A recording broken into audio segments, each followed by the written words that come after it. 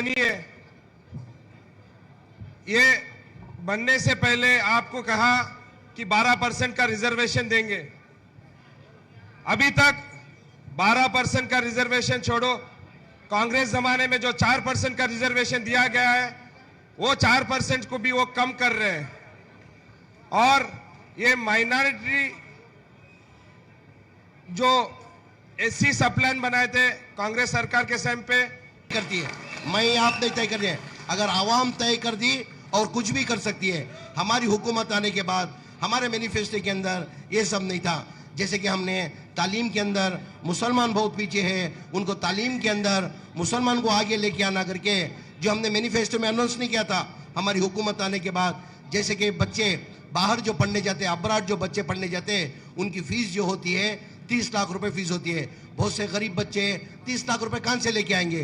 गरीब आदमी, auto driver, coolie करने वाला बच्चा अच्छा पढ़ता है, वो उसको अब्राड जाना चाहिए, उसको अब्राड जाने के लिए 30 लाख की जरूरत पड़ती है, उनके पास नहीं होता है। वो बच्चा इस रिजर्वेशन को fees reimbursement, tuition fees, scholarship, हर चीज फ्री दिया।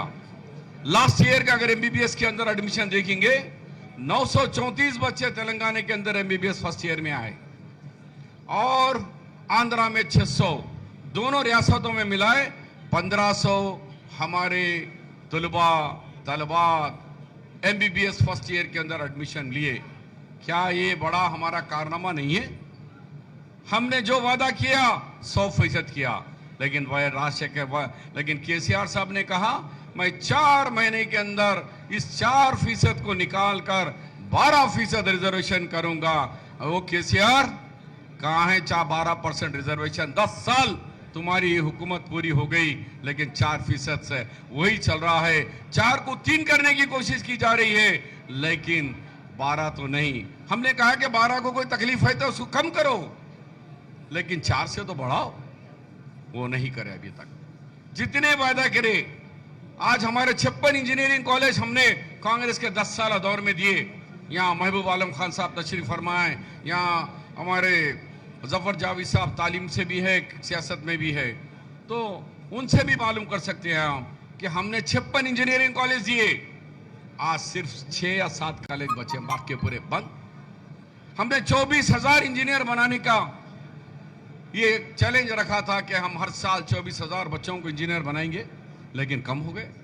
हमने 6 मेडिकल कॉलेज दिए आंध्रा और तेलंगाना में 4, आंध्रा में शादान मेडिकल कॉलेज, और हर एक का हिस्सा दिया जा रहा है।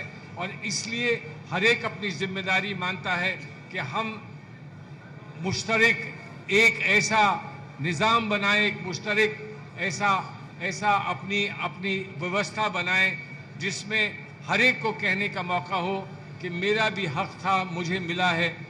अगर हक मिल जाए तो उससे बेहतर और कोई सियासत है नहीं। तो मान लीजिए आज हक की सियासत है, आज इंसाफ की सियासत है, आज बिरादराने वतन को जोड़ने की सियासत है, आज हिंदू मुसलमान इख्तिलाफ कोई पैदा करना चाहे तो उसको मुंह तोड़ जवाब देने की सियासत है कि हम गंगा जमनी तहजीब में यकीन रखते हैं और गंगा जमनी तहजीब को लेकर हमें आगे बढ़ना है।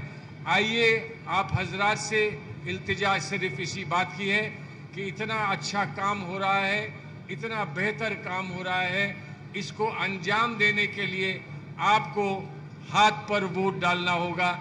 हाथ वो हाथ हैं जो ये क्या राजनीति है? मैं केसीआर से पूछना चाहता हूँ, भाई 119 सीट है, 119 में आपको एक भी सीट नहीं मिला क्या? एक ही माइनॉरिटी का, वो शब्बीर अली जी का मिले क्या आपको? एक माइनॉरिटी को जिताने के लिए आप लोग इतने गलत काम करने के लिए क्यों कोशिश कर रहे हैं? अगर हिम्मत है तो गोशा महल में राजा सिंह है, जाओ जाके उनको हरा दो, राजा सिंह के खिलाफ चुनाव लड़ो। केसीआर साहब, आप गोशा महल में राजा सिंह के खिलाफ आप क्या जानी दुश्मन है ना बीजेपी? तो बीजेपी एमएलए को हराने के लिए आप कोशिश करो, मगर वो भी काम आप नहीं करते। और उसके अलावा आप सबको मालूम है, दारुसलाम गोशा महल में आते एमआईएम का हेडक्वार्टर्स, एमआईएम भी चुनाव नहीं लड़ते वहाँ से। तो राजा सिंह को रास्ता साफ दे दिए, अजहरुद्दीन को ऐसे ही हमारे शब्बीर अली साहब को हराने के लिए कोशिश कर रहे हैं। तो ये इस बार आने वाले चुनाव में आप लोग सोचकर वोट देना है। मैं बोल रहा हूं, कल हम कर्नाटक में जीत लिए, आज तेलंगाना जीतने वाले हैं, परसों दिल्ली को हासिल करेंगे। लाल किला पे कांग्रेस पार्टी झंडा लहराना है, नरेंद्र मोदी जी को हराना है तो इस बार तेलंगाना में कांग्रेस के सरकार बनना जरूरी है।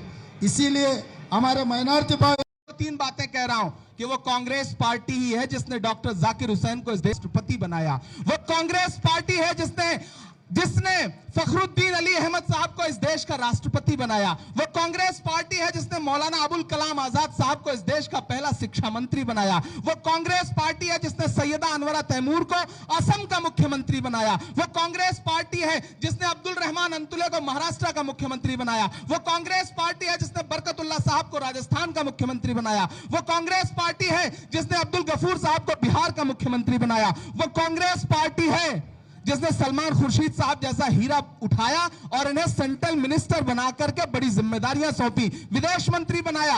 वो कांग्रेस पार्टी ही है जो हर दौर में एक ऐसे वक्त में जब लोग आपकी परछाई से बच रहे थे, तब नफरतों को मिटाने के लिए 4000 किलोमीटर पैदल चला। कौन? राहुल गांधी। अपने पैर के छालों की परवाह किए बगैर आपके लिए चलता रहा। वो कन्याकुमारी से कश्मीर तक भाई को टारगेट करने की कोशिश की जा रही है, लगातार कांग्रेस को टारगेट करने की कोशिश की जा रही है। कुछ लोग तकरीरों में कहते थे कि कांग्रेस अब म्यूजियम में रहेगी। मैं तो उनसे कहना चाहता हूं कि जो ये सपना देखते थे कि कांग्रेस मुक्त भारत और कांग्रेस म्यूजियम में रहेगी, उन्हें मैं बता दे रहा हूं कि आने वाले दिनों में तेलंगाना में कांग्रेस हुकूमत बनाने जा रही है।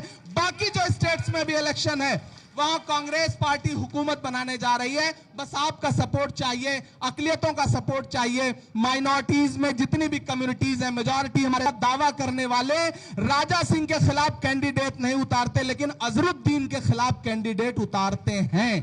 आपको बस इतना समझना है कि इस खेल के पीछे कौन है। ये बहुत बुलंद फजा में तेरी पतंग सही, मगर पता है मुझे डोर किसके हाथ में है। तो डोर जिनके हाथ में है वो आपको समझना है कि डोर किसके हाथ में है और उस डोर को चला कौन रहा है। ये जो कार है इसकी स्टीयरिंग अपने हाथ में होने का दावा करने वाले लोग उस कार को ले जाकर के किसकी चौखट